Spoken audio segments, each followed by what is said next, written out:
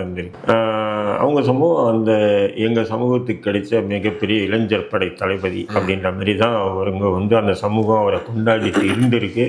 அதை கொண்டாடிட்டு இருந்திருக்கு. அதனால தான் இன்னைக்கு மரணத்துக்கு பிறகு பார்த்தீங்கன்னு சொன்னால் பசுபதி பாண்டியனுக்கு வந்த கூட்டம் போல அவருக்கும் அவ்வளவு கூட்டம் வந்து இருக்குது.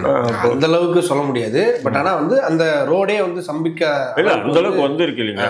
பசுபதி பாண்டியன் ஒரு மரணத்தின் போது இருந்த ஒரு பயம், அந்த காவல்துறை, அதே இது வந்து இதுக்கு நடுப்புற பார்த்தீங்கன்னா எத்தனை பேர் அந்த சமூகத்தில் வந்து கொல்லப்பட்டிருக்காங்க.